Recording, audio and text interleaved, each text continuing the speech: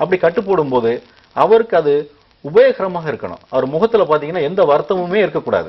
சரி, இந்த கட்டு போடுறதுக்கு என்ன மூலிகைகளை நீங்க பயன்படுத்துறீங்க? கட்டு போடுறதுக்கு நம்ம சாதாரண நம்ம பஞ்சுகளை பயன்படுத்தி கட்டிட்டு உள்ள விடக்கூடிய தைலங்களை முறையா விட்டுட்டு வரணும். அப்படி விடும்போது நீ நல்லா பாக்க, இது ஃபைனல்.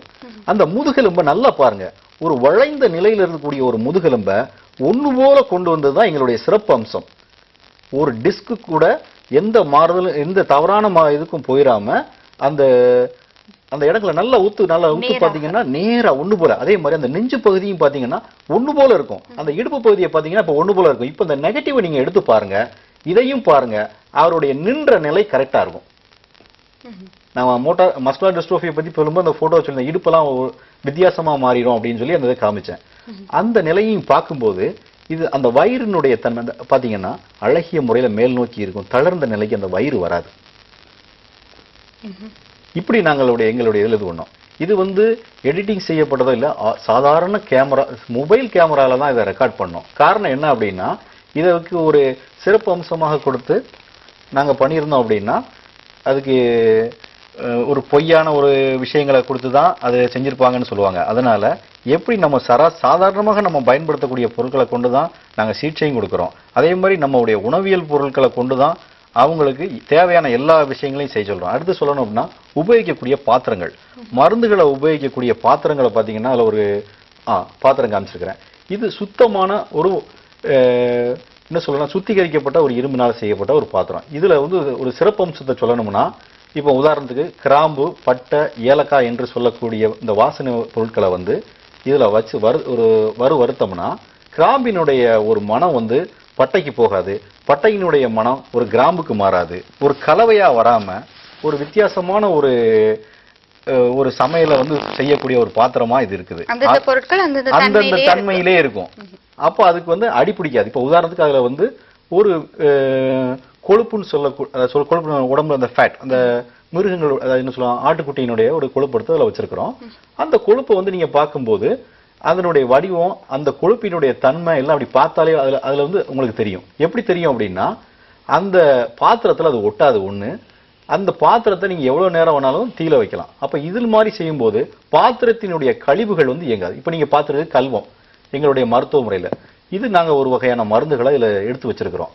இந்த மருந்துகளை இந்த கல்வத்தின் வாயிலா அரைக்கும் போது எந்த விதமான இயந்திரத்தினுடைய கழிவு பொருட்களோ இல்ல இயந்திரத்தினுடைய மாறுபட்ட ஒரு உஷ்ணமோ அதுல ஏற்படாம நமக்கு ஏற்ப இந்த கல்வம் இயற்கை தந்த இந்த கல்வத்தையும் தயாரிக்கக்கூடிய மெத்தட்ல தயாரிக்கணும். சாதாரண கல்களா இல்லாம அதையும் பச்சளச்சாறுகள்ல ஊற வச்சு பல நாட்களா ஊற வச்சுலாம் ஒரு 150 to 200 வருஷங்களுக்கு முன்னால பயன்படுத்தி அந்த பரம்பரையா பயன்படுத்திட்டு வந்த ஒரு பொக்கிஷன் தான் அந்த கல்வம், அந்த அரைக்கக்கூடிய குளியம்மி. அதை பார்த்தாலே தெரிஞ்சிருக்கும். அதெல்லாம் ஆரம்ப காலங்களில் பெரிய சைஸா இருந்தது. இல்ல, ஆட்டுக்கல் என்று சொல்வது மாவை ஆட்டுவது. இது அப்படி அரைக்கக்கூடிய முறைகள். இது நீள் வடிவமாக இருக்கும், குழி வடிவமாக இல்லாமல், குறுகிய குழியாக இல்லாமல் நீள் வடிவமாக பார்க்கக்கூடியதாக இருக்கிறது. அது ஆட்டுக்களை போல இல்லை, அது மருந்து தேவைகளுக்காகவே பிரத்யேகமாக தயாரிக்கப்பட்ட அமைப்பாகத்தான் இருக்கிறது. சரி, அதே போல சொல்லுங்க, வேறு அந்த மூலிகைகள் என்று சொல்கின்ற பொழுது எப்படியாக அந்த மூலிகைகளை தைலங்களாகத்தான் நீங்க வழங்குறீங்க இல்லையா? இல்ல, எத்தனையோ முறைகள்ல அதை கொடுத்துக்கிட்டு இருக்கிறோம். இப்போ சித்த மருத்துவத்தினுடைய இதுல சொல்லணும் அப்படின்னா, அகமருந்து, அதாவது உள்ள சாப்பிடக்கூடிய மருந்துகளாகவும் வெளிப்படை சிகிச்சையாகவும் நாங்கள் அதிகமாக கையாளுவது வெளிப்படை சிகிச்சை முறைகள். அப்போ இவருக்கு ஒரு பேஷண்ட் வந்துட்டாருன்னா அவரை பத்தி நாங்க கண்டுபிடிக்கிறதுக்கு எங்களுக்கு கிட்டத்தட்ட ஒரு 15 நாள்ல இருந்து 20 நாள் வரைக்கும் அவர் எப்படி இருக்கிறாருங்கிறத கவனிக்கிறதுக்கே ஆகும். உடனடியா எடுத்து கொடுக்கக்கூடிய, நம்ம என்ன சொல்லுவாங்க, கடையில் இருக்கக்கூடிய பொருட்களை அப்படியே கொடுக்குற மாதிரி ஒரு ரெப்ரசன்டேட்டிவா இருக்கக்கூடாது. சித்த மருத்துவர் அவர் ஒரு ஆழ்ந்த நிலையில் அவங்கள சிந்திக்கணும். ஒருவருடைய வாழ்க்கை நம்ம கையில இருக்குது, அவரை எப்படி மேம்படுத்தி கொண்டு வரணும் அப்படிங்கிறத பத்தி அவர் சிந்திக்கும் போதுதான் அந்த சிகிச்சையை சிறப்பாக செய்ய முடியும். ஆமாம், இந்த சிகிச்சை வழங்குவதற்காக நாங்கள் பொதுவாக மேலத்திய முறைகளை எல்லாம் ஒரு இசிஜி எடுத்து பார்த்த உடனே அவருக்கு இருக்கக்கூடிய பிரச்சனைகளை எல்லாம் அறிந்து வருகிறார்கள். ஆனால் சித்தமய மருத்துவத்தை பொறுத்த மட்டில் நீங்கள் புரிந்து கொள்வது எவ்வாறு? அதுக்கென்று பிரத்யேகமாக பயிற்சிகள் இருக்கிறதா, அல்லது நீங்கள் பார்த்த உடனே கண்டுபிடித்து விடுவீர்களா, அல்லது நீங்கள் அதுக்கண்டு பார்த்தவுடன் கண்டுபிடிக்கிறேன்னு சொல்றது அது போய். இப்ப இருக்கக்கூடிய நாகரிக உலகில் வந்து எத்தனையோ விஞ்ஞான கருவிகள் இருக்குது, அதுகளை பயன்படுத்துங்க. நமக்கு தெரியாத பல விஷயங்கள் அது சொல்லித்தரும். உதாரணம் சொல்லலாம், பக்கவாதம் இருக்குது. மூளையினுடைய இரத்த நாணங்கள் வந்து அடைக்கப்பட்டதுனால பக்கவாதம் வருதுன்னு சொல்றோம். அப்போ பக்கவாதம் வந்தவருக்கு கால் கையெல்லாம் போட்டு இழுத்து வச்சு அதில் ஒரு பிரயோஜனமும் இல்லை. அவருக்கு உரிய சிகிச்சைகளை பண்ணும்போது, இப்போ உதாரணத்துக்கு அடங்கல்களை பிடிக்கும்போது அவருக்கு ஒரு சிலருக்கு உடனே ஒரு முன்னேறி வந்திருக்கிறத நாங்கள் பார்த்துருக்குறோம். சில பேருக்கு கொஞ்சம் லேட்டா கிடைக்குது. அப்ப அவர் பயன்படுத்திய உணவு வகைகளை பார்க்குறோம்.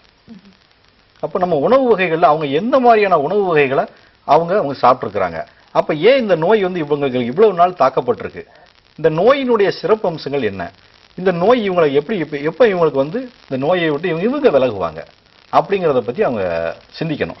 அப்போ அவங்களுக்கு தேவையான உணவு முறைகள் முதல்ல அதான் நான் சொல்லணும் வந்தேன். நோய்களை பற்றி எத்தனையோ மருத்துவர்கள் பேசுவார்கள்.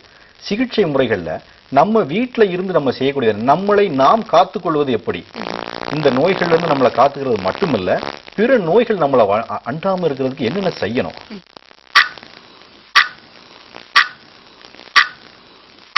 அறிமுகமாகின்றது புதிய ஆங்கபீடியா ப்ரோ, இரும்புச்சத்து, ஒமேகா 3 மற்றும் முக்கிய ஊட்டச்சத்துக்களுடன். தொடர்பாக சொன்னால் பொருத்தமானதாக இருக்கும். ஆமாம், நாங்கள் நேரத்தை ஒரு முறை சரிபார்த்து விட்டு மீண்டும் கலந்துரையாடலில் இணைந்து கொள்ளலாம். சரி, தொடர்ந்து பேசலாம். பிரணிதா சொல்லுங்க. எங்களுடைய மருத்துவ குறிப்புகள்ல முதல்ல ஒரு குழந்தைகளுக்கு இன்னைக்கு பாத்தீங்கன்னா எதிர்பார்த்தல் உடம்புல வந்து ரொம்ப ரொம்ப ரொம்ப குறைவா இருக்கு. அது வந்து ஒரு வேதனை தரக்கூடியதா இருக்குது. முற்காலத்துகளில் எல்லாம் சாதாரண உணவுகளை உண்டு வந்த இந்த குழந்தைகளுக்கு இருக்கக்கூடிய அந்த ஆரோக்கியம் இன்றைக்கு போஷாக்கான பல உணவுகளை கொடுத்தும் அந்த ஆரோக்கியத்தை